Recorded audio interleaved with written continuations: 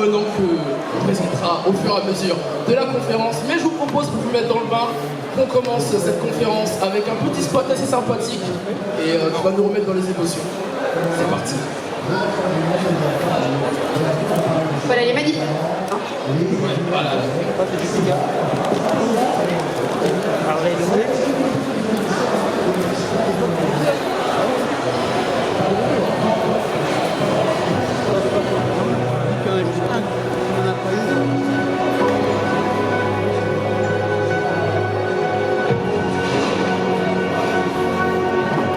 Merci, merci. Merci beaucoup. Rien.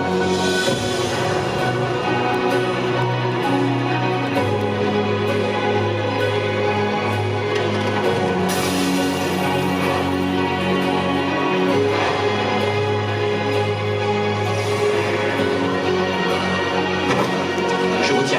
Vous me tenez? C'est moi qui vous tiens!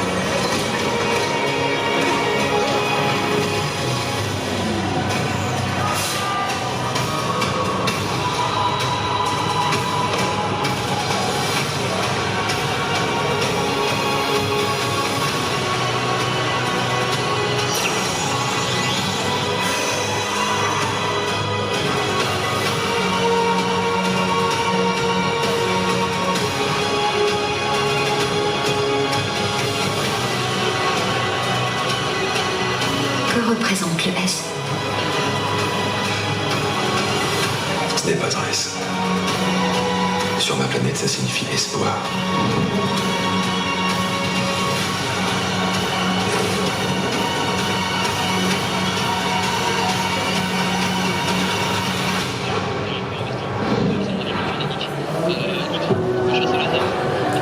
Je pense qu'on peut applaudir ce spot assez incroyable de Superman. Et vous pouvez aussi continuer à applaudir. Je vais vous présenter nos invités avec qui on va parler de Superman pendant une petite heure ici. Donc on a avec nous Ringo, journaliste de chez Move. Merci beaucoup d'être là. Merci. Allez, on applaudit, on est heureux. On a aussi Julien Rico, artiste, illustrateur, qui a notamment travaillé sur une magnifique affiche. On la montrera à la fin. Surprise, merci, bonjour à tous. Voilà. Et François Hercouet, directeur éditorial d'Urban Comics, qui du coup édite les comics Superman chez nous. Redouane, c'est le partenaire de Et Activiser. on aura aussi des invités surprises, je ne les présente pas tout de suite, vous allez voir, on aura 3 invités à cette exception, voilà, pour parler toujours de Superman. On rentre tout de suite dans le vif du sujet avec les origines de Superman, lui qui a été créé en 1939. Est-ce que tu peux revenir un petit peu sur son contexte de création? Alors on est en 38, si on est un peu précis, on est avec une création en fait, qui est à l'origine un personnage créé par Joe Shuster et Jerry Siegel, donc dessinateurs et scénaristes, qui sont en fait issus de la première vague d'immigration des Juifs d'Europe qui fuyaient en gros ce qui allait se tramer plus tard en Europe avec la montée du nazisme, et ils sont vraiment arrivés avec le projet de ce personnage qui pourrait en fait presque être prendre la place un petit peu du golem dans la culture hébraïque, d'être cette espèce d'incarnation presque divine, en fait peut-être une présence divine qui manquait à ce moment-là en Europe pour justement aller défendre la justice. Et on est vraiment ici sur la création de ce surhomme qui très tôt a été développé d'abord a été défini par ses prouesses physiques, en tout cas par ses compétences, par ses super pouvoirs, et on se rend compte aussi que c'est un personnage que les auteurs ont voulu inscrire très rapidement dans une justice sociale également. Vraiment d'avoir un personnage qui soit au plus près du peuple et qui aura à cœur, malgré sa nature extraterrestre et alien, d'être adopté en fait par les humains. Un héros patriotique. Alors ça l'a été au début, il a effectivement défendu un modèle américain, l'American Way of Life, mais le personnage a vraiment évolué par la suite pour ne plus représenter seulement que les intérêts américains, mais les intérêts de l'humanité en entier.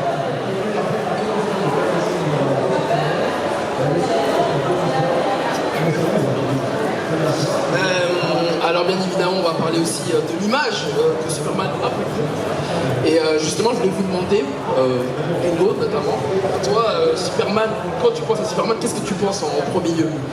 Je pense super-héros tout de suite parce que c'est le super-héros avec un grand S, très clairement, comme celui qui l'arbore fermement sur sa poitrine. C'est ça qui est intéressant avec lui parce que c'est de lui que va tout découler, que ce soit les super-héros qui vont suivre, les super-héros actuels. Superman, c'est vraiment le grand héros auquel on a envie d'y croire dans ce monde, que ce soit en 39 à l'époque ou encore aujourd'hui où il y a beaucoup de malheur autour de nous, malheureusement. Et Superman, c'est ça en fait, il incarne l'espoir, comme il le dit si bien, et c'est pour ça qu'il l'affiche fièrement sur son costume. Et c'est ça que j'aime bien chez lui en fait, il est rassurant. C'est ça que j'ai comme image avec Superman, c'est le héros vraiment rassurant, aussi bien pour les tout petits, comme quand je l'ai connu quand j'étais plus jeune, que les plus grands. Et si tu devais définir Superman en un mot, genre, le truc que tu retiens chez Superman en un mot? Alors, je vais un peu tricher, c'est deux mots, c'est fausse perfection. Parce qu'on pense que Superman est parfait, et pas du tout en fait. C'est cette perfection qu'on a de lui qui le rend extrêmement imparfait aux yeux de tous. Parce que c'est un kryptonien, c'est un alien, tout simplement, un extraterrestre, mais sur Terre, il ne doit pas avoir cette attitude-là. Il a son autre personnalité du coup qui est Clark Kent, et c'est ça qui est intéressant. C'est pour ça que les gens le considèrent comme étant trop parfait, mais moi vraiment c'est tout l'inverse, il est imparfait. Exactement, la double identité qui est très importante notamment chez le personnage. Et toi Julien aussi également, que représente Superman pour toi? Alors pour moi, l'image, je vais essayer de parler l'image que j'en ai, pour moi, le souvenir que j'ai, c'est Christopher Reeve. C'est le visage, quand je pense à Superman, c'est ce que je vois en premier. Parce que c'est ce qui m'a marqué la rétine entre le moment où il passe de Clark Kent à Superman avec, comme on disait, cette double identité. Très marqué à l'époque, je me rappelle d'une scène où on le voit un peu se courber le dos en Clark Kent et se redresser pour devenir Superman. Donc c'est plutôt l'image à proprement parler littéralement de ce que je vois. Au-delà de ça, le côté espoir qu'on évoque aujourd'hui, c'est ça, c'est le héros, l'archétype du héros qui a lancé une mode un peu de super-héros.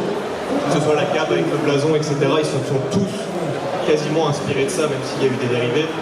Mais on va dire que c'est un modèle, que ce soit d'un point de vue littéral justement pour les autres, mais aussi sur les différents comics, les différentes itérations de super-héros qu'on a vues. Et en tant que fan de comics, forcément, on peut que aimer Superman. Et ben justement, tu as dit que Superman a énormément de codes qui ont inspiré énormément de super-héros jusqu'à aujourd'hui. Et justement, on va parler ensuite maintenant des personnages justement qui ont inspiré les personnages dans la pop culture qui ont inspiré Superman, parce que Superman était un personnage inspirant. Et justement, on a relevé quelques personnages iconiques dans la pop culture, que ce soit dans le milieu du comics en eux-mêmes, dans le milieu du manga également, comme Goku par exemple, je retiens, Homelander dans The Boys, Hyperion chez Marvel, et Hancock aussi, c'est-à-dire que des projets indépendants ont pu inspirer le personnage. Est-ce que pour vous, vous pensez qu'aujourd'hui Superman est une source créative? Quand on crée un super-héros, Superman va être la référence ultime en termes de source de création. Toi justement, Julien qui est artiste, c'est quoi ton point de vue par rapport à ça? Pour continuer, même au-delà, je vais juste prendre un exemple, l'exemple du blason. Superman A d'un point de vue créatif. Moi qui est graphiste et illustrateur, c'est un petit bijou de création, le S, on le voit partout. Il est reconnaissable entre tous. C'est quelque chose qui a aussi évolué selon les personnages, qui a évolué aussi avec les différents dessinateurs, etc. au cinéma. Et on retrouve vraiment une patte graphique très intéressante, et au-delà de ça aussi, même pour les concepts artistes, etc., de la manière dont on conçoit le costume, qui a inspiré aussi beaucoup de choses. Donc on voit vraiment l'évolution aussi à travers les époques de ce costume-là. Et comme je vous dis, de ce symbole qui est reconnaissable entre tous, et au-delà du personnage, de ce qu'il raconte et de ce qu'il est, ses couleurs, c'est aussi sa petite mèche, etc., qui fait qu'il est reconnaissable entre tous. Donc d'un point de vue graphique et illustratif, c'est une vraie base pour travailler, pour apprendre et pour faire évoluer aussi d'autres personnages. On va revenir un petit peu sur les comics avec toi, François. Est-ce que tu peux revenir un petit peu sur le contexte de publication? Pourquoi ça peut être parfois un peu difficile de vendre du Superman au niveau marketing aussi? Est-ce que l'espoir fait vendre finalement? Dans une société, qui préfère effectivement railler la bienveillance et montrer du doigt les personnes gentilles, on va dire, en tout cas, gentil est littéralement devenu maintenant un adjectif péjoratif, c'est fou. Et effectivement, Superman, nous rappelle ce que la beauté notamment qui réside en chacun de nous, de cette différence, il est ce constant rappel de la bienveillance en fait. La gentillesse incarnée finalement. Tout à fait, mais Ouais. voilà, sans ce côté péjoratif, c'est que vraiment il y a vraiment on a beaucoup interrogé justement ce côté bienveillant, Boy Scout, c'est un petit peu l'image souvent qu'a le personnage. Il y a effectivement un historique qui est compliqué parce qu'en gros quand le personnage est arrivé, on va dire dans les sacs des GIs qui ont libéré la France à la fin de la Seconde Guerre mondiale, il y avait eu vraiment d'abord cet accueil de l'ami américain, des alliés, et puis ensuite il y a eu un moment où la France s'est reconstruite grâce à l'ordre des Américains via le plan Marshall, et le général de Gaulle avait à cœur de ne pas justement que les Américains, que la France ne devienne pas en fait un protectorat américain, et donc il y a eu cette espèce de fort ressentiment en fait anti-américain avec ce mouvement qui a été baptisé US Go Home, c'est qu'en fait tout ce qui était produit par les Américains était forcément mal vu. Et donc il y avait vraiment ça a cristallisé quelque chose dans l'image qu'on a nous Français aujourd'hui du personnage soit c'est un impérialiste, vraiment quelqu'un qui va venir installer et divulguer la culture américaine à tout crin, ou alors c'est un Boy Scout qui est un petit peu naïf, qui est un petit peu bêtadon. En gros, Superman en France ne gagne jamais. Il y a toujours vraiment ce défaut un petit peu de réputation, mais qui est, je pense, beaucoup dû à notre mauvais esprit français. Je pense qu'on aime beaucoup critiquer, c'est la raison aussi pour laquelle on est autant amoureux en fait, d'un personnage comme Batman. Ce qui est intéressant, c'est que les deux partent du même principe, c'est qu'en fait ce sont deux orphelins, deux personnes qui n'ont voilà, il y en a un qui a plus que ses parents, a perdu littéralement son peuple, sa terre en entier, c'est Superman, et Batman est également cet orphelin qui va, contrairement du coup à Superman, choisir de douter de son prochain plutôt que de l'embrasser, de l'accueillir, de croire en lui. Là où Superman est tout le côté inverse, c'est un personnage très lumineux qui va d'abord faire le pari de faire confiance en fait à son prochain. On est vraiment dans deux prémices qui sont très similaires mais avec des attitudes vraiment différentes. Et voilà, après il faut trouver les bons récits. C'est qu'à chaque fois on nous dit oui mais Superman il gagne toujours, c'est pas intéressant. En fait c'est pas ça le principe, puisque Superman est immortel de base. C'est un personnage qui a défini un genre littéraire, le super-héros, il ne disparaîtra jamais. Ce qui est intéressant plutôt c'est de comprendre pourquoi est-ce qu'il a choisi de défendre l'humanité plutôt que de la servir. Il a littéralement le pouvoir de devenir un dictateur en puissance, mais il a plutôt choisi de faire le bien plutôt que le mal. Donc c'est vraiment toutes ces interrogations-là qu'il faut plutôt développer, notamment. Il y a des auteurs comme Grant Morrison, comme Tom King également, qui est un excellent scénariste sur le personnage, Geoff Jones également. Bref, on est vraiment avec des auteurs qui vont pouvoir nous convaincre de la nécessité de lire Superman aujourd'hui. Justement, tu cites des scénaristes, là on voit bien le comics Grant Morrison au centre de la slide. Je vais vous poser la question à chacun. Le comics que vous voulez conseiller là pour débuter ou connaître Superman? Alors, je vais être un peu dans la provoque, mais il y a un excellent comics de Mark Millar qui s'appelle Superman Red Son, et qui est vraiment ultra populaire parce qu'on a Superman non plus comme justement un citoyen américain, mais sa navette en fait a atterri dans un kolkhoz en Ukraine, donc en gros il est soviétique et il va défendre du coup la mère patrie russe. Donc on est vraiment sur un changement complet de paradigme, et c'est justement ce qui plaît dans le personnage de Superman, c'est qu'on connaît Superman, en fait on pense le connaître, ce qui fait que quand on dévie ou on salit un tout petit peu son image, ça donne le personnage de Homelander par exemple, qui est un personnage fascinant de cruauté, et en fait on est séduit en fait par ces différentes variations du personnage de Superman. Donc voilà, Mark Millar, Dave Johnson et Killian Plunkett sur Superman Red Son. Alors pour moi, que ce soit au point de vue de l'histoire, pour quelqu'un qui débuterait Superman qui ne connaisserait pas, je conseillerais Superman Birthright, avec mon accent anglais, mais plutôt droit du sang. On retrace vraiment les origines du personnage de A à Z, de la destruction de sa planète jusqu'à son arrivée à Smallville. Et comme je vous disais tout à l'heure, ce qui moi m'intéresse chez le personnage, c'est le côté double identité, comment il va évoluer pour arriver à Metropolis. Et il y a beaucoup de tricks hyper intéressants dans le comics où on explique pourquoi il n'est pas reconnaissable en tant que Clark Kent. C'est aussi quelque chose qu'on reproche pas mal quand on dit qu'il met des lunettes et que personne ne le reconnaît.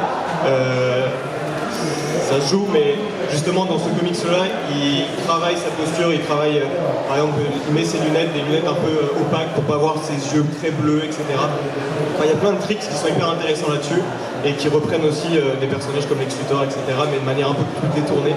Donc pour connaître les origines et en même temps avoir un aspect un peu plus innovateur, je vous conseille Superman droit du sang. Et pour moi, parce que je trouve que c'est un peu, ça peut arriver, mais c'est un peu étrange de ne pas connaître Superman quand même. C'est un comics qui a été réédité d'ailleurs en début d'année chez Urban Comics. C'est Superman for All Seasons, que je trouve qui est un récit tout simplement magnifique, extrêmement poétique, où en fait, c'est simple, c'est un one-shot, et il y a 4 chapitres, et chaque chapitre est concentré sur une saison. Et en fait, on va voir l'éveil au printemps, etc. Clark, Superman, tout simplement, qui va traverser ces saisons-là pour arriver en automne, où ça va être la chute, tout simplement, et la renaissance en hiver. Et je trouve que c'est quelque chose d'extrêmement intéressant, parce qu'on va être concentré sur un Clark, tout simplement, qui est un peu paumé, on va dire, parce qu'on le voit souvent comme à raison, hein, comme un être fort, etc. Mais là, c'est quelque chose de plus profond encore. Vraiment, c'est le Clark très touchant. C'est ce que je parlais tout à l'heure avec ses failles, le fait qu'il soit pas parfait. C'est quelque chose que j'ai beaucoup aimé, sa relation avec ses parents, Jonathan et Martha, qui sont très importants pour lui, tout comme Smallville, sa ville, là où il a atterri, qui est extrêmement importante pour lui, qui est tout simplement une forme de ressource pour lui, hein, parce que ça, il faut bien se le dire, parce qu'on parle souvent de Métropolis, mais Smallville est extrêmement importante pour le personnage. Et c'est un récit vraiment tout simplement magnifique, très doux. Au scénario et au dessin, pardon, on a Jeff Loeb et Tim Sale. Donc c'est un duo tout simplement incroyable que vous avez pu voir sur des œuvres comme Amère Victoire, Un long Halloween du côté de Batman. Et c'est vraiment un duo qui est exceptionnel. Et c'est un récit tout simplement qui est magique à lire. Franchement, c'est un peu l'assassinat. Quand j'ai lu, j'étais wow. C'est assez ouf. Et d'avoir une telle poésie sur un personnage aussi fort, où on ne penserait pas qu'il y aurait autant de choses à dire. Je trouve que c'est vraiment un truc de fou. Eh bien, merci pour ces recommandations lecture qui, j'espère, va inciter la propagande et le public à aller lire s'ils n'ont jamais lu. Mais lui, il y a le stand Urban Comics, voilà. Allez, donc, juste après la conférence, direct. Et alors là, depuis tout à l'heure, on parle de Superman, qui, voilà, on a dit, c'est un grand héros, mais que serait un grand héros sans une bonne galerie de vilains? Voilà, c'est très important qu'on parle des méchants. Et justement, je vais accueillir un collègue que j'apprécie beaucoup, qui est très expert dans les vilains de Superman. Donc, est-ce que vous pouvez accueillir mon cher NCK, s'il vous plaît? Applaudissements. NCK de la Ligue des Nakama, va se présenter. Comment vas-tu? Ça va bien, ça va bien. Est-ce que tu peux te présenter si vous ne me connaissez pas? Donc NCK de la Ligue des Nakama, aussi de temps en temps je fais du contenu pour le site Planète Superman. Yes. Donc voilà quoi, là c'est un honneur d'être ici. Parfait. Et voilà, là tu es dans un grand bain là. Est-ce que, justement, est-ce que tu peux nous dire pour toi ton méchant que tu préfères dans la galerie de Superman justement? Alors dans la galerie de Superman, mon méchant alien préféré c'est Brainiac. Parce que Brainiac c'est vraiment la représentation de l'homme-machine, l'homme qui a évolué, enfin l'homme c'est un extraterrestre, mais c'est vraiment la représentation, c'est une métaphore vraiment de l'homme qui veut se surpasser, aller au-delà de la nature. Donc c'est pour ça par exemple qu'il y a un arc que j'ai adoré, c'est l'arc de Flow, de Jeff Jones, qui avait fait un arc magnifique sur Brainiac, qui venait sur Terre, qui a attaqué la planète, qui avait aussi tout un combat sur Krypton avec Supergirl aussi, qui était très traumatisé par rapport à ce qu'il a fait, la capture de la ville de Kandor et tout ça. Et du coup, vraiment, l'opposition avec Superman, c'est vraiment l'extraterrestre qui embrasse la nature contre l'extraterrestre qui embrasse vraiment l'évolution vers le plus, quoi. Voilà. Donc c'est vraiment ça que je valide chez le personnage, quoi. C'est qu'il ramène Superman en fait aux valeurs très terriennes, très naturelles, et puis c'est même comme ça qu'il le voit à la fin. Donc c'est génial. Ok. En plus, ce qui est intéressant avec Brainiac, c'est qu'il y a plusieurs versions de Brainiac. Enfin, l'antagoniste en tant que dans la version principale et puis dans le futur où il a... Exactement, le Brainiac fan. Exactement. Et du coup, François, également, ton antagoniste préféré de Superman? Il est à l'écran, c'est Lex Luthor. Lex Luthor qui est l'une de ses premières némésis, vraiment cette espèce de miroir qui est tendu à Superman, qui lui rappelle tout ce que Superman n'est pas, à savoir un humain. Et c'est vraiment le point sur lequel Lex Luthor va tout le temps appuyer, c'est qu'en fait, n'oublie pas d'où tu viens, tu n'es pas humain. Il y a vraiment cette espèce presque de racisme anti-alien. Et surtout, ce qui est intéressant, c'est que Lex Luthor est quelqu'un qui a à cœur vraiment de défendre l'humanité. Alors certes, c'est un mania, c'est un milliardaire, il roule pour lui, mais il se veut quand même comme le héros vraiment de l'humanité. Et il est le héros de sa propre histoire. C'est qu'il ne se considère pas du tout comme un vilain. Pour lui, il est là pour vraiment préserver l'humanité de l'influence que peut avoir justement un personnage alien tel que Superman. Et il y a un récit notamment de Brian Azzarello et de Liber Mero qui s'appelle tout simplement Luthor, qui je vous conseille déjà. C'est une tuerie graphique, c'est évidemment disponible sur le stand urbain, mais vraiment vous allez faites écho pour ce personnage et vous allez en fait complètement comprendre le point de vue de Lex Luthor et pourquoi est-ce qu'il faut absolument défendre les humains contre Superman. Et toi Julien, du coup, ton antagoniste préféré de Superman? Alors moi il est pas sur l'écran, mais ce serait le Général Zod. Et un peu pour les mêmes raisons que Lex Luthor, j'aime bien le côté où ils ont les mêmes pouvoirs, ça pourrait être la même personne, mais il n'y a que leur moralité qui les différencie quasiment. Et ça prouve à quel point, comme on disait tout à l'heure, la gentillesse ou la bonté d'une personne fait vraiment la différence. Donc j'ai l'impression que c'est un peu les deux faces d'une même pièce, et pour un côté vraiment l'ambivalence des deux, et cette dualité un peu entre qu'est-ce que pourrait devenir Superman, c'est vraiment... Et si j'étais devenu un enfoiré, qu'est-ce que je serais? et je trouve que même ces interprétations au cinéma ont été assez marquantes de mon point de vue, que ce soit avec Terence Stamp ou Michael Shannon.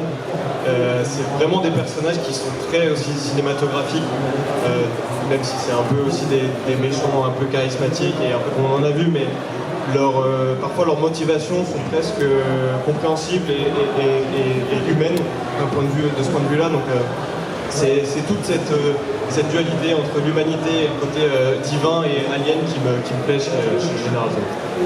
Ok. Eh bien, Hugo, je vais vous donner la parole dans quelques instants, mais sur un autre sujet. Parce qu'au final, on parle souvent vous avez cité des bons vilains, mais on a vu aussi dans quelques versions où Superman est lui-même sa plus grande némésis. Voilà, Superman dans plusieurs versions, comme dans Injustice, occurrent dans le jeu vidéo, dans quelques comics, ou même des adaptations cinématographiques comme dans Batman v Superman, où on a vu des petites visions où Superman est antagoniste. Ringo, j'aimerais savoir pour toi, est-ce que c'est important que les fans, le public et les lecteurs de Superman voient cet aspect-là justement de Superman en tant qu'antagoniste justement?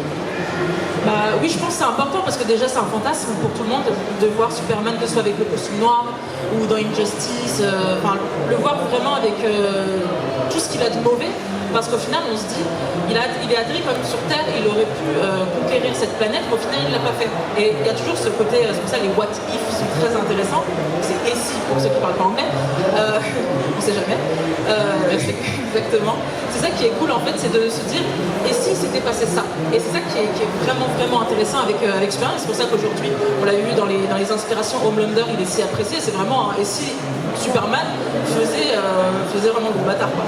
Et c'est vachement cool parce qu'en fait, on peut voir tout ce qu'il peut faire avec cette puissance, avec cette immoralité-là, qui est très intéressante parce que je reviens toujours sur ce terme-là, c'est la perfection de Superman que les gens lui accordent. Le fait qu'elle bascule dans la folie, c'est quelque chose de très intéressant parce que nous, les humains, on aime bien tout ce qui est un peu mauvais, mine de rien, dans la fiction, j'entends. On aime bien être attiré par les méchants très souvent, les antagonistes. C'est pour ça que, comme vous l'avez si bien dit, les méchants, on les aime autant chez Superman ou d'autres super-héros. Mais c'est toujours très intéressant de voir quand un super-héros bascule dans la méchanceté. Et qui de mieux que Superman qui incarne la bienveillance et la générosité incarne. Et ça, c'est vraiment quelque chose d'extrêmement intéressant et de très fort. Ils l'ont très bien fait dans le jeu vidéo ou même dans le comics Injustice. C'est quelque chose de cool de le voir être confronté à Batman parce que c'est quand même... Là, c'est méchant, mais son némésis ultime, c'est peut-être Batman, mine de rien. On les compare beaucoup, que ce soit enfant, tout ce que vous voulez. Et c'est intéressant de voir le côté où le Superman, avec son bel attirail bleu, avec son S rouge sur la poitrine, arrive à basculer dans cette folie où il n'en a plus rien à faire tout simplement, hein, parce que ce soit voulu ou non, hein, parce que dans Injustice, la raison du pourquoi il bascule, elle est clairement évidente.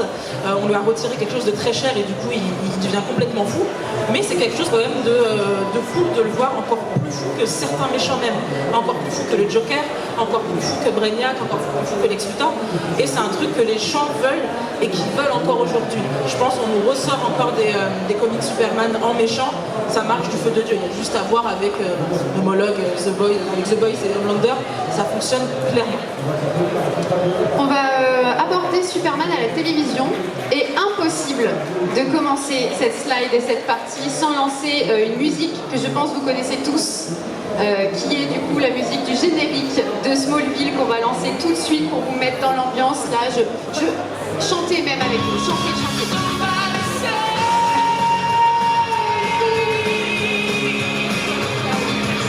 C'est dommage, il va pleuvoir.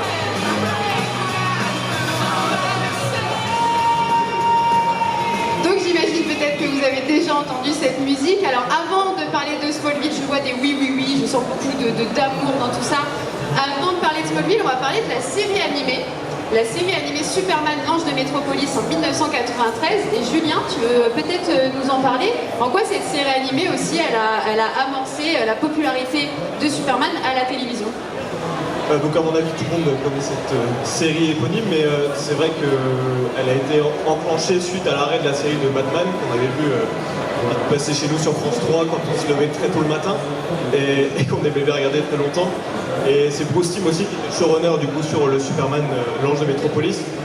Et là aussi, ce qui est plus mon métier d'un point de vue graphique, avec sa patte à Bruce Timm qui a réussi à créer un Superman qui était vraiment intemporel, qui en termes de design et même en termes d'histoire, qui pouvait aussi bien s'affilier il y a des années, qui serait encore valable aujourd'hui, qui marchait très bien à l'époque. Et c'est vraiment cet aspect rétro-moderne du personnage, que ce soit encore une fois dans l'esthétique des immeubles, des costumes, des personnages, dans leur caractère, etc. On a vraiment un côté intemporel qui, moi, me plaît, qui, je pense, font que les gens s'en rappellent encore aujourd'hui. Même si, évidemment, la série Batman avait bien initié cette charte graphique-là, entre guillemets, et cette esthétique. Ils l'ont très bien fait, en le poursuivant ensuite derrière avec la Justice League, etc. Mais ça reste une des références que les gens ont en tête et un des premières visions quand on parle de Superman avec cet ange de Métropolis. Complètement, donc vous pouvez voir l'image, la Superman, la série animée. Toi Ringo, on va parler du coup de Smallville. Premier épisode le 16 octobre 2001, interprété par Tom Welling, qui est en tête pour beaucoup de personnes, pour les non-fans ou les gros fans de comics, ça a vraiment marqué les esprits. En quoi ça a autant marqué les esprits Smallville? Justement, en fait, Smallville arrive à un moment parfait. C'est début des années 2000 et ça va être le Superman d'une nouvelle génération. Ça va être mon Superman pendant très longtemps, très clairement. On sent beaucoup d'amour, voilà. Ticket aussi. C'est le premier que j'ai connu avant de découvrir tout simplement Christophe Reeves. Ça a été d'abord Tom Welling que j'ai découvert en premier en tant que Superman. Et ce qui est vachement intéressant, c'est que, comme je l'ai dit, c'est le Superman d'une génération, c'est la série de super-héros d'une génération, clairement. Et c'est très intéressant parce qu'en fait, ils auraient pu prendre le parti de le faire à Metropolis directement, mais ils sont dit Smallville. Et c'est très cool parce que, comme je le disais tout à l'heure, je me répète, je radote, je sais, mais Smallville, c'est extrêmement important pour le personnage, pour le comprendre, pour comprendre sa philosophie, tout simplement, parce que toutes ces valeurs, aussi banales soient-elles, entre guillemets, il les tient de ses parents, du coup, de cette petite ferme, la ferme des Clark, des Kent, pardon, la ferme de Clark Kent, oui, à Smallville. Et pour comprendre vraiment le personnage, son apogée, jusqu'au moment où il devient Superman, c'est très important de passer par Smallville. Ça fait découvrir des personnages, parce que je rappelle, il y en a beaucoup qui pensent que Lana Lang vient de Smallville, a été créée pour Smallville, pas du tout. Du coup, on remet plein de personnages sur la carte. Ça prendra du temps avant d'avoir Lois, etc.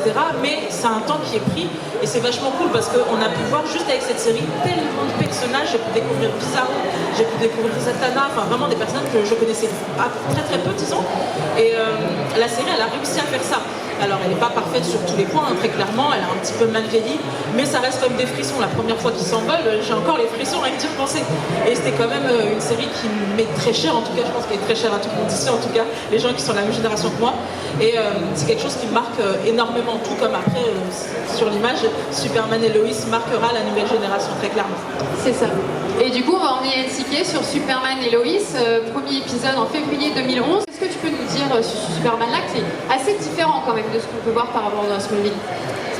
Superman et Lois, ça prend vraiment le parti pris d'aborder vraiment Superman, Clark Kent en fait après ces années qu'on connaît à Metropolis, où vraiment il est le héros de la ville et tout ça. Là vraiment il revient à Smallville avec sa famille pour justement mener une vie normale avec ses fils qui sont qui vivent plein de changements. Là, parce que c'est l'adolescence, il y en a un qui découvre lui aussi ses super pouvoirs.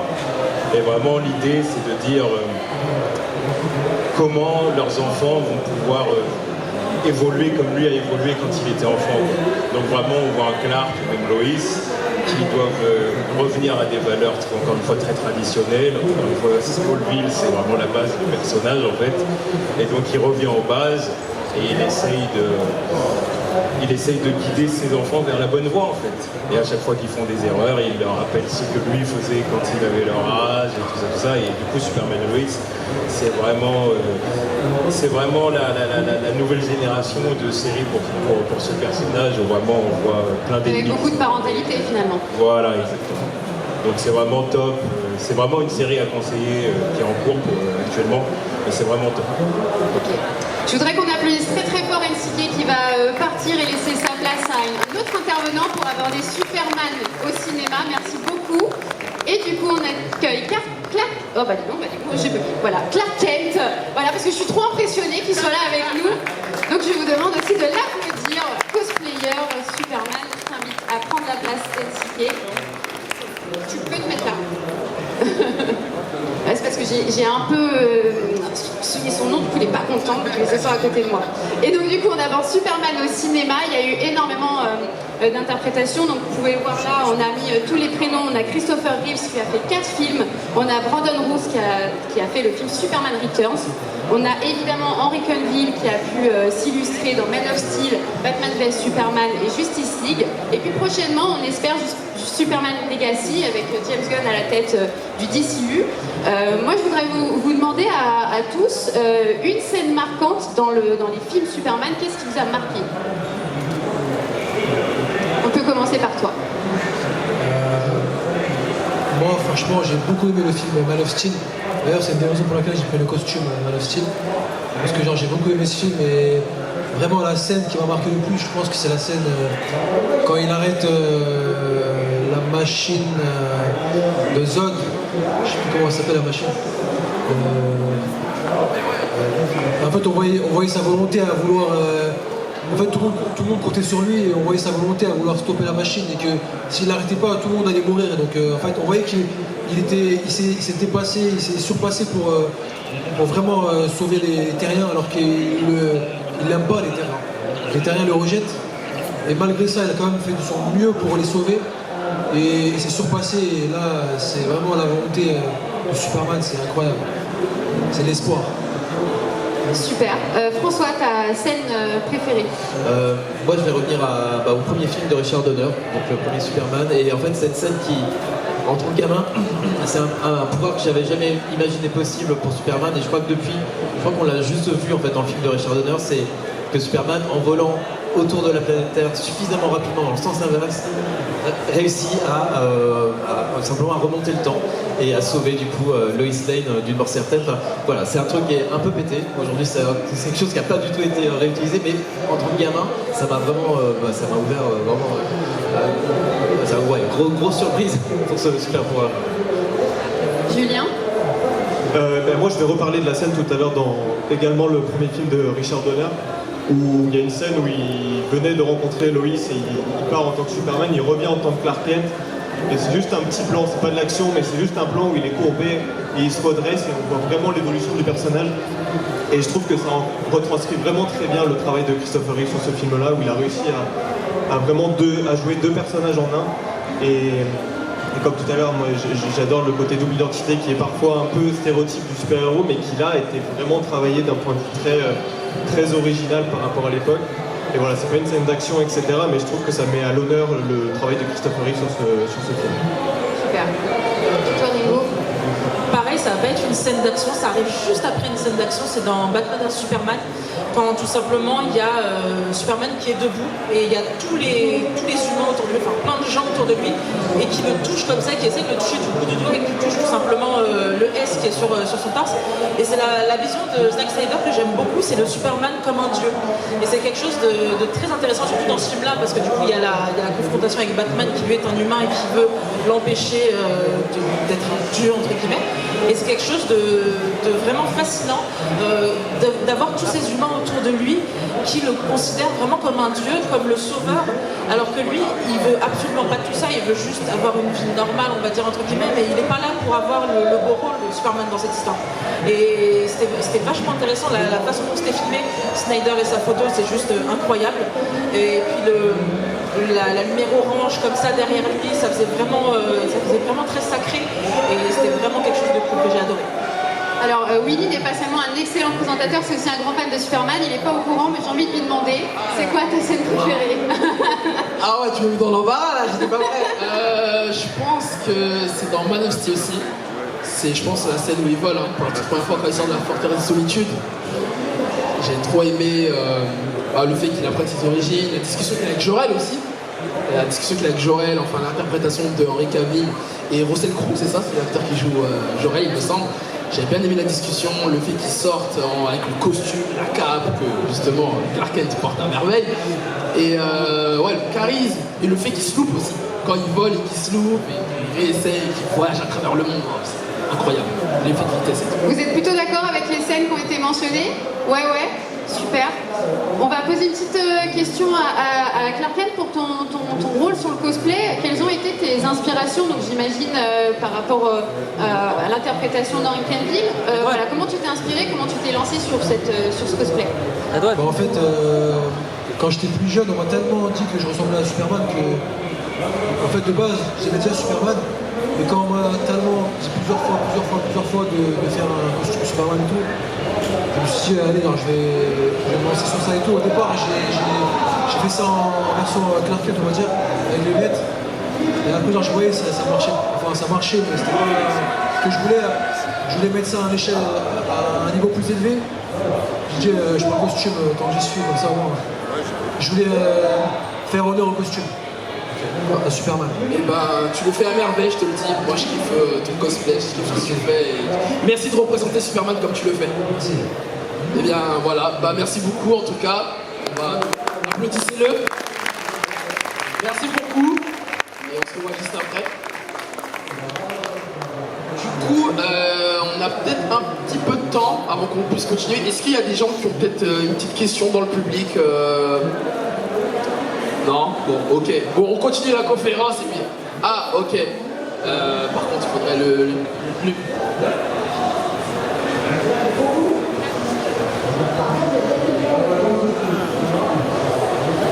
Merci.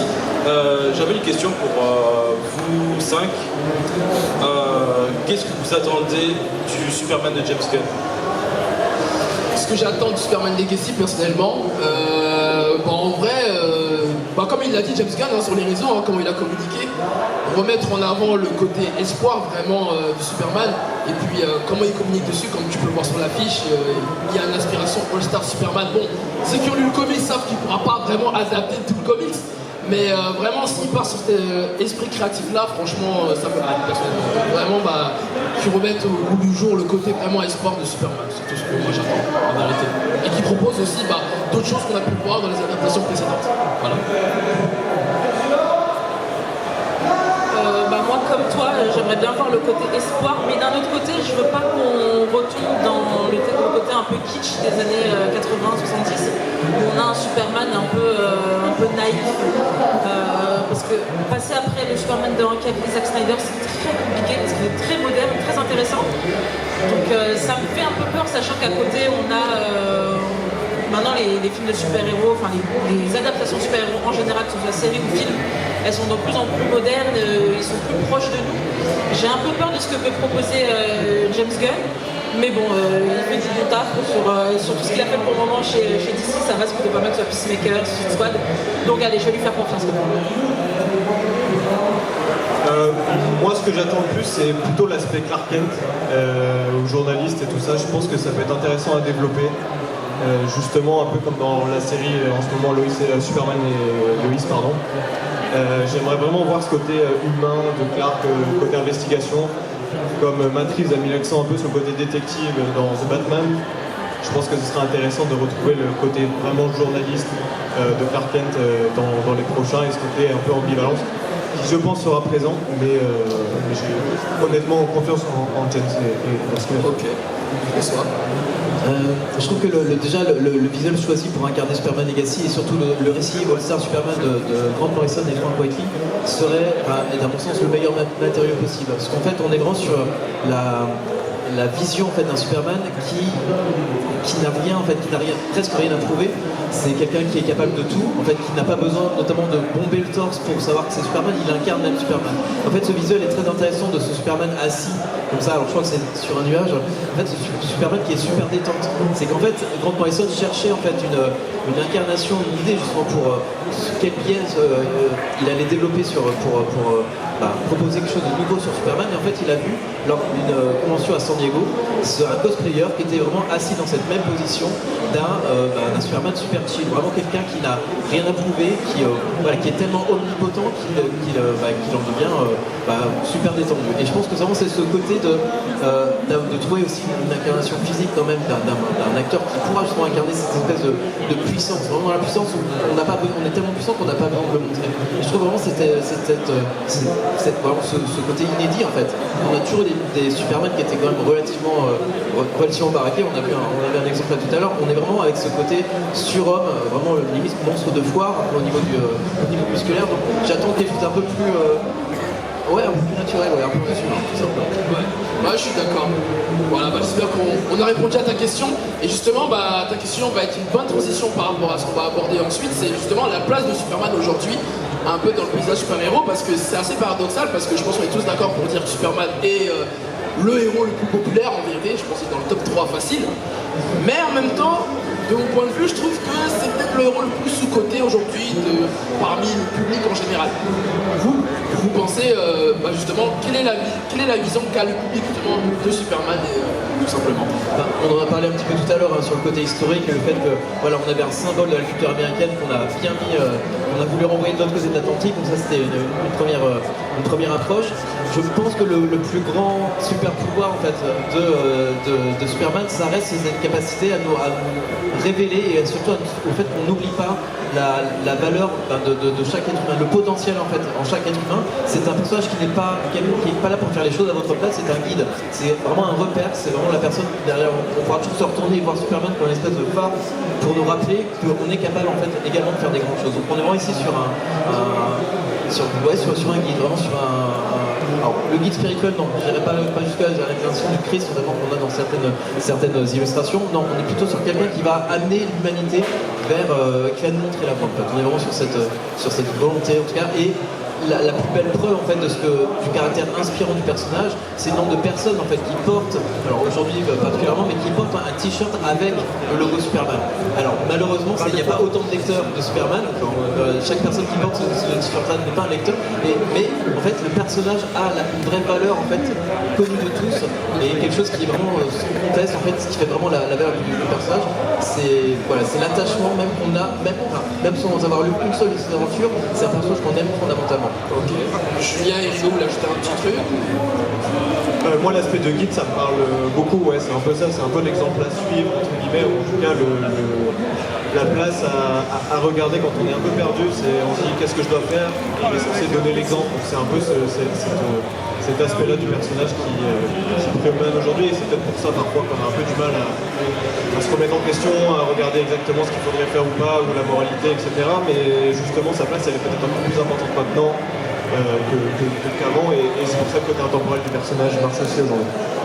Rigo. Moi, je suis entièrement d'accord avec ce que tu dis en disant qu'il est sous-coté, entièrement, parce que c'est quand même, on rappelle, c'est le super-héros le plus populaire de tous les temps, le plus connu. Le lore de Superman est rentré dans le vocabulaire, que ce soit la kryptonite, le S, c'est un oiseau, non c'est un avion, non c'est Superman. Enfin, c'est des trucs vraiment qui sont ancrés dans la vie de tous les jours. Et je pense que ça représente bien Superman parce qu'aujourd'hui, tellement il est populaire, tellement il est connu, il a traversé les âges qu'il fait partie des meubles un peu. Et du coup, les gens sont habitués à ce qu'il soit là, mais ils font pas attention à lui. C'est comme quand on passe toujours devant un truc dans notre appart, on fait plus attention à lui, mais on sait qu'il est là, on le connaît. Et Superman, c'est un peu ça malheureusement aujourd'hui. C'est pas celui qui fait les meilleures ventes, il est détrôné par son meilleur ami toujours, Batman, malheureusement. Mais c'est quand même un héros qui a un peu bizarrement tout imprimé aujourd'hui encore, alors que on le connaît tous, on connaît tous son histoire, que ce soit à travers lui ou alors les gens qui l'ont inspiré. Donc je pense qu'il y a toujours à découvrir des choses avec lui, même si on pense le connaître, pas du tout. Et c'est ça qui est cool, c'est pour ça qu'on revient du coup à ce qu'on disait tout à l'heure, le fait qu'il soit méchant, le fait qu'on ait une galerie de super vilains très intéressante, c'est ça qui le rend quand même très cool encore aujourd'hui. Alors Hugo, tu vas garder la parole. On voulait finir quand même avec un personnage, on a beaucoup parlé de Superman, mais il n'y a pas que lui, il y a aussi Lois Lane. Donc on va aborder ce personnage qui est très important. Est-ce que tu peux nous dire quelques mots sur Lois Lane? Alors Lois Lane, c'est un personnage extrêmement important comme tu le dis. Pour moi, à mes yeux, c'est le deuxième personnage féminin de DC, très clairement. Il y a Wonder Woman et juste après on a Lois Lane. Et c'est un personnage important, pourquoi? Parce que c'est assez fou parce que tu la compares, alors que Wonder Woman c'est une super héroïne. Évidemment, Lois Lane est une héroïne à part entière, mais elle n'a pas vraiment de pouvoir, et est une journaliste. Exactement, en fait c'est une héroïne des temps modernes. C'est ça qui est très très cool avec elle, c'est qu'en fait il faut bien penser que Superman il est fort, il est incroyable, mais honnêtement sans Lois il n'est pas grand chose. Très clairement, c'est comme elle. tous les hommes. Ouais, exactement. Fallait que je la place, évidemment. Derrière chaque homme se tient une femme. Cette femme pour Clark, c'est Lois Lane, qui est une journaliste du coup qui travaille au Daily Planet avec lui. Je pense que je vous apprends rien. Et ce qui est très cool avec elle et très intéressant, c'est que c'est une battante. Lois au début, ce qui est aussi ce qui a été mon cas, au début je l'aimais pas trop, je vous avoue, parce que je la trouvais un peu potiche, etc. Et après, au fur et à mesure de mes lectures, de mon avancée dans mon apprentissage avec Superman, que ce soit les films, les comics, les séries télé, j'ai appris à l'adorer. Parce qu'en fait, c'est une femme avec de la poigne. Parce qu'il ne faut pas oublier, elle est la femme de l'être le plus puissant de la planète, voire de la galaxie. Et c'est elle qui porte la culotte très clairement à la maison. Peut-être comme beaucoup de couples, au final. On sait pas. Il n'y a pas que moi qui dis, d'accord? Je te soutiens. Eh ben, il valide aussi, c'est merveilleux. Il n'a pas le choix, il est entre nous. Donc au final, c'est ça qui est très intéressant avec elle, parce qu'elle ne veut pas être la fille en détresse. Elle refuse ça, même si les scènes iconiques où il la rattrape, ce genre de choses, bon, c'est très iconique, mais elle n'a pas besoin de ça. Elle fonce, limite elle lui dit pas des fois qu'elle va à tel ou tel endroit, parce qu'elle elle veut foncer, elle veut faire ce qu'elle a envie de faire, parce qu'elle ne veut pas être la petite demoiselle qu'il faut protéger, parce que je suis la femme de Superman. La petite amie d'eux, comme on avait exactement. Dans les comics. Et ça a été une longue évolution pour elle, parce qu'au début, elle était folle de Superman, elle s'en foutait un peu de Clark, et au fur et à mesure, les scénaristes ont commencé à comprendre que faut pas écrire des femmes comme ça, c'est pas que des ninettes. Et Lois, c'est une très très bonne évolution. C'est pour ça que si jamais vous avez du mal avec elle, comme j'ai pu l'avoir, continuez à avancer dans les comics, parce qu'elle est vraiment extrêmement intéressante et très attachante aussi. François, peut-être un petit mot sur Lois Lane, son évolution un peu dans les comics aussi, comme elle a fait. En fait, je pense que Rico a pas mal résumé l'évolution du personnage, c'est vraiment de faire valoir d'intérêt amoureux à un personnage à part entière qui a très tôt, en fait, très rapidement eu ses propres séries également. Et là, elle incarne parfaitement les défis du journalisme aujourd'hui. On a notamment un récit de Greg Rucka et de Mike Perkins au dessin. Mike Perkins qui est présent à l'artiste allé, donc vous pourrez lui parler du personnage de Lois Lane, il sera ravi de vous en parler. François fait plein de très bonnes transitions, vous avez compris, il faut aller au stand d'Urban, ensuite il faut aller à l'artiste allé. Voilà. On va vous faire des flèches. En gros, lisez des comics. Mais voilà, avec ce personnage qui justement incarne aujourd'hui les défis du journaliste dans une société post-vérité, puisqu'on est vraiment ici sur l'interrogation de ce qu'est la vérité. Et là, la vérité de son côté, elle a également un parangon de justice avec Superman à la maison, mais il y a vraiment ce côté de cette espèce de boussole morale également pour le côté peut-être plus politique, plus humain des affaires humaines et de la gestion du pouvoir. Donc voilà, vraiment on a un couple qui est parfaitement équilibré avec Superman pour la gestion de la communauté super-héroïque, ce qui reste un petit peu le centre d'origine de toute cette communauté-là, la boussole morale et la boussole morale pour les humains. Je trouve que la manière dont Lois Lane a pu gérer sa carrière et ses intérêts, après, c'est un personnage qui est plein de défauts. Hein.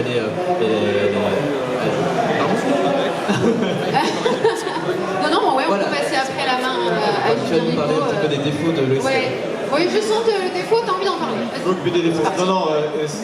Moi, ce que j'aime, ce qu'on en avait parlé aussi la dernière fois avec le personnage, ce que j'aimais, c'était vraiment l'aspect évolutif, justement, de passer de la demoiselle en détresse un peu au personnage un peu plus fort, à la femme forte. Ça, c'était assez intéressant, et moi, ce qui me plaît le personnage au-delà des défauts, où elle est un peu caractérielle, etc. Et c'était assez drôle aussi, soit dans la BD ou dans le cinéma, mais c'est plutôt de passer de la femme en détresse à la femme forte qui qui selon moi fait qu'elle est devenue un personnage assez emblématique de l'univers DC. Complètement. Pareil, je prends de pour Winnie.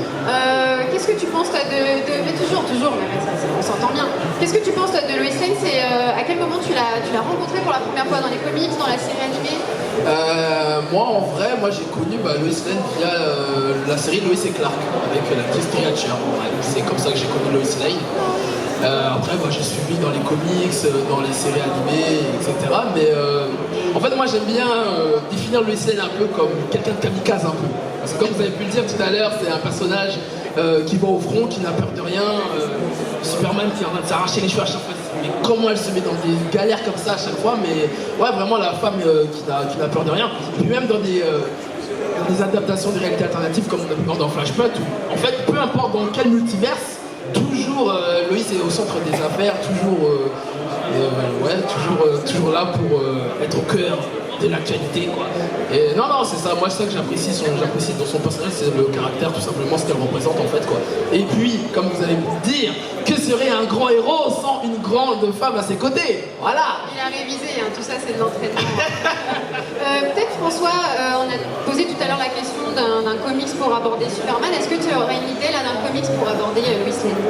Oui, il arrive, il sera disponible en juillet. Okay. Donc ce récit qui s'appelle Lois Lane, ennemi du peuple, qui justement va inscrire Lois Lane, journaliste, dans ce que je vous disais tout à l'heure, sur le combat pour la vérité dans une société qui doute de plus en plus même des faits eux-mêmes. Donc on a vraiment cette actualisation du personnage par Greg Rucka, qui est un excellent scénariste quand il s'agit également d'animer des personnages féminins. Tout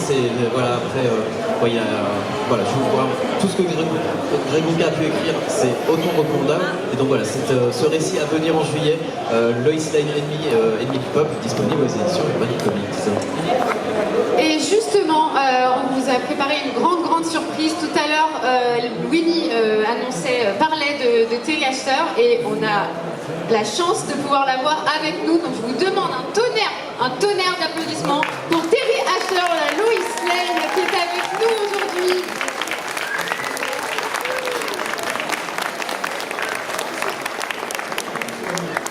C'est tout ce que vous avez là? C'est assez incroyable.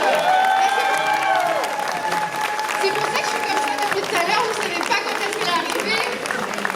Hi everyone. Thank you. Wow. Hey, I love you too. Donc du coup, We love you, I'm sure, right? Hi, everyone. On va profiter du coup de sa présence, on va poser des petites questions avec la traductrice. Merci beaucoup d'être là. Quel regard? Some little questions. So, I was just two questions. I don't speak very much French, but Okay, yes. Donc voilà, le dire en français. Qu'est-ce qu'elle pense de l'évolution de la Lois Lane par rapport à son interprétation, avec aussi l'actrice Elizabeth Taylor qui a repris ensuite. Quel regard elle a sur Lois Lane? Okay, so the question would be like, what do you think about the evolution of the character Lois Lane, and most likely about all the characters, all the other actresses that have been Lois Lane? Do you have any thoughts about that? Other people have played Lois Lane. That was a joke. I can't speak so much to their specific performances. I feel more, although what I've seen has always been great, but it's more like an honor to get to have played that character. When I approached it in the 90s, oh my God, in the 1990s, I think there really weren't female characters on television that were independent and strong and going after things, and even if you look at the title in that show, it was Lois and Clark, and the New Adventures of Superman. And so it really was the first time that the creator thought about making Lois so important of a character that they would even put her name before Clark's. And so it was really just an honor to bring that version of Lois Lane to life at that time, in our life of this particular comic and story. And then I guess the other thing I would just have to say about it is because the fans of this genre of Superman and Lois Lane are so intense and loyal and ardent in their, fervor for how much they love it. I know that since our show ended so many years ago, I've certainly tried to, I showed up for a millisecond in Smallville, and of course did a little run on Supergirl, and I like to do that just in honor to the fans that loved Donc en fait, elle n'a pas un avis sur les autres interprétations d'autres actrices qui ont pu incarner Lois Lane, mais par contre pour elle c'est un honneur d'avoir incarné Lois Lane, surtout qu'elle l'a joué dans les années 90. On commençait à avoir des personnages féminins assez forts, indépendants, qui allaient justement au bout de leurs ambitions, qui voulaient obtenir des choses. Donc pour elle c'était un honneur, et surtout pour l'époque, rappelez-vous, ça s'appelait Lois et Clark. Et c'était pas quelque chose qu'on voyait forcément beaucoup à l'époque.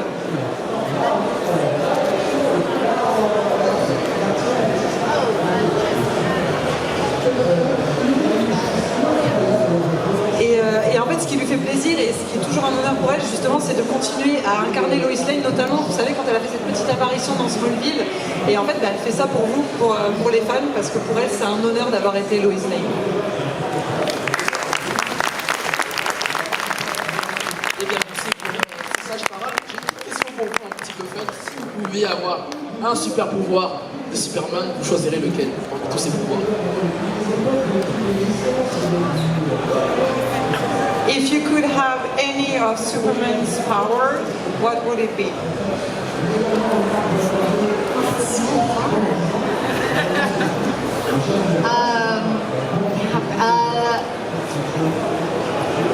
I mean, flying is the first thing that comes to your mind. I'm a little bit of a fearful flyer in the airplane anyway, so maybe if I had that, I could feel like I'd be okay. But being really strong, that's good too, like being able to, leap small buildings in a single bound. I can't decide. I'll go with flying. If I have to pick, I'll go with flying. Ok, donc en fait elle hésitait un petit peu, mais au final elle a choisi le fait de pouvoir voler, parce qu'elle a un petit peu peur quand elle prend l'avion, donc du coup si elle peut voler, c'est mieux, elle aura moins peur. On va essayer de poser une petite question. Je pense que ça vous pop up aussi dans la tête. Est-ce que tu peux nous partager un souvenir de tournage? On the set of Lois and Clark.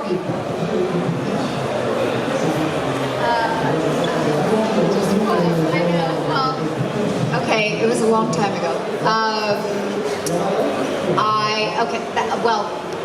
There's so many. This one comes to mind.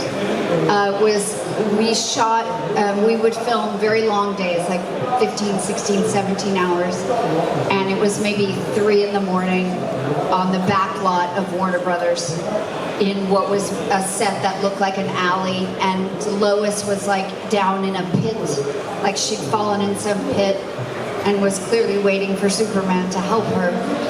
And there were rats in this pit, like live rats, that were supposed to be trained rats. And one of them, bit me in the ear while I'm like laying there. And I don't even, at the time, I think I was probably so tired, I just sort of said, these rats are biting me. Is that okay? I remember that. That's how far I would go to get the shot. I would let the rats bite me. Ok, donc du temps de Lois et Clark, en fait, les journées de tournage, des fois, pouvaient durer jusqu'à 16-17 heures de tournage. Et un soir, c'était aux alentours de 3 heures du matin, elle tournait une scène, du coup, au studio.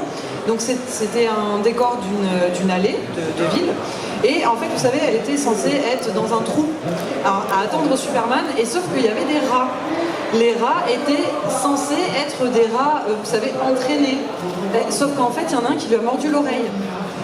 Mais comme elle était fatiguée de cette longue journée de travail, elle n'a pas pu se percuter que ça. Elle a juste dit en fait, il y a un rat qui m'a mordu, est-ce que c'est normal? Et voilà. Et en fait, c'est un souvenir qui l'a vraiment marqué. Et franchement, elle est prête à tout quand même pour ce tournage.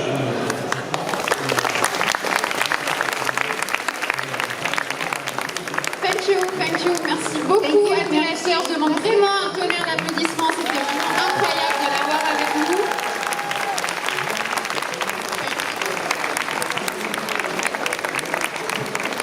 Bon, restez avec nous quand même. Hein. Voilà, on n'a pas été réagisseurs, mais on est sympa quand même. Non, on avait besoin aussi de conclure cette table ronde sur Superman avec de l'illustration et avec Julien Rico. Donc je vous présente voilà l'affiche qu'il a faite. Je demande aussi de l'applaudir pour son travail. Voilà, pour terminer, est-ce que tu peux revenir un petit peu sur ce que tu as fait et voilà, quelles ont été tes inspirations? Mes inspirations, moi qui ai l'habitude de travailler soit avec des studios, que ce soit Disney ou Marvel ou DC ou Superman, Warner, moi ce que j'aime c'est raconter une histoire à travers mes différents visuels et dans l'idée je voulais vraiment retrouver l'historique des 85 ans de Superman, que ce soit en haut, commençant par la destruction de Krypton jusqu'à l'arrivée à Smallville avec la forteresse de solitude. Vraiment d'essayer d'être le plus scindé possible, de retrouver toute l'histoire de notre héros avec les différentes itérations et du personnage et des personnages un peu secondaires comme on en a parlé tout à l'heure. Et voilà, j'espère qu'il vous plaira et merci à tous de m'avoir invité, c'était trop bien. Voilà, merci beaucoup. Eh bien, on va conclure cette magnifique table ronde, malheureusement, voilà, 1 heure, ça passe tellement vite. En tout cas, je tenais à vous remercier à tous et à tous d'être venus, bien évidemment. Merci beaucoup à tous. Merci à ma chère Alexandra, qui a mis une superbe casquette Superman, c'est merveilleux, c'est incroyable, rien que pour ça. Ça valait le coup de venir. Merci Ringo, merci NCK. Revenez les invités, NCK, Clark Kent, Ringo, remontez sur scène, venez. Merci François également, et comme il l'a dit si bien, n'oubliez pas d'aller sur Stand Urban Comics juste après. Merci beaucoup à Paris Fan Fest encore une fois, merci à Warner et Disney évidemment de nous permettre de faire cette conférence. Merci à toute l'équipe avec qui on a travaillé. Merci à toi aussi, Ofo, ouais.